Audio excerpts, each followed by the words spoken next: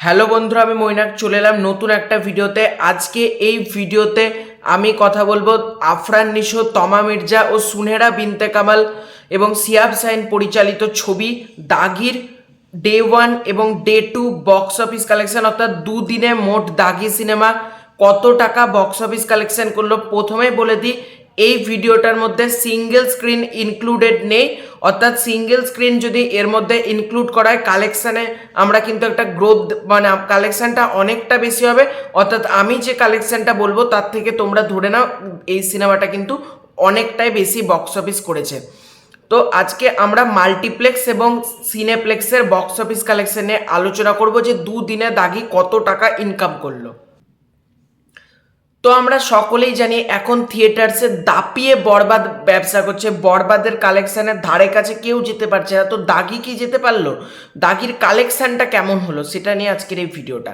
দেখো, বরবাদ ডেফিনেটলি এগিয়ে থাকবে, দাগি কিন্তু 2 নম্বর স্থানে আছে কালেকশানের দিক দিয়ে, ঠিক আছে?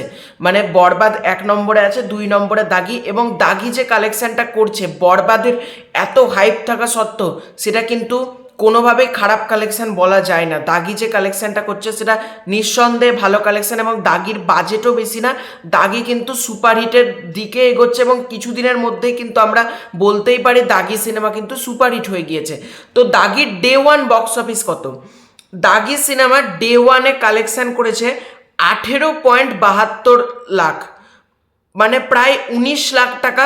18.72 লাখ মানে প্রায় তোমরা 19 লাখ টাকা দেখতে, মানে দাগি ডে 1 বক্স অফিস থেকে করেছে।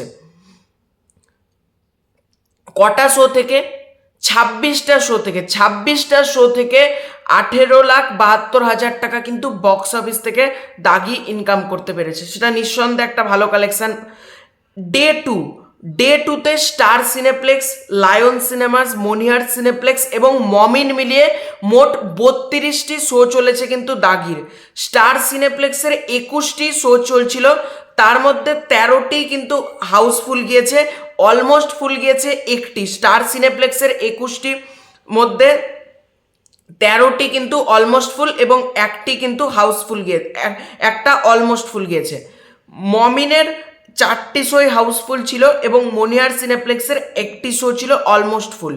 এবার ডে 2 বক্স অফিস কত? প্রথম দিনের তুলনায় কিন্তু দ্বিতীয় দিন শো ইনক্রিজ হয়েছে দাগির, ঠিক আছে? মানে প্রথম দিন যতটা শোতে দাগি চলছিল দ্বিতীয় দিন কিন্তু ইনক্রিজ করেছে। এবং ঈদের আমরা ন্যাচারালি দেখি ঈদের প্রথম দিনের থেকে কিন্তু ঈদের দ্বিতীয় দিন কিন্তু কালেকশন একটা জাম্প আসে, মানে প্রথম দিনের তুলনায় ডে 1 থেকে ডে 2-তে কিন্তু একটা গ্রোথ আসে, অকুপেন্সি কিন্তু বেশি থাকে। সেক্ষেত্রে আমরা যদি ডে 2 এর কালেকশনটা দেখি, ডে 2-তে কিন্তু দাগি কালেকশন করেছে 24.12 লাখ, অর্থাৎ তোমরা এখানে 24,12,000, অর্থাৎ তোমরা প্রায় 25 লাখ টাকা তোমরা ধরতে পারো। এই দুটো মিলিয়ে, অর্থাৎ প্রথম দিন 18.72 লাখ এবং দ্বিতীয় দিন 24.12 লাখ, এই দুটো কালেকশনকে তোমরা যদি ইকুয়াল করো তাহলে এই কালেকশনটা দাঁড়ায় 42.84 লাখ, অর্থাৎ 43 লাখ টাকা মতন, কিন্তু অলমোস্ট 43 লাখ টাকা কিন্তু দুদিনে দাগি সিনেমা কালেকশন করেছে শুধুমাত্র মাল্টিপ্লেক্স সিনেপ্লেক্স থেকে। সিঙ্গেল স্ক্রিন, আমি আবারও বলছি,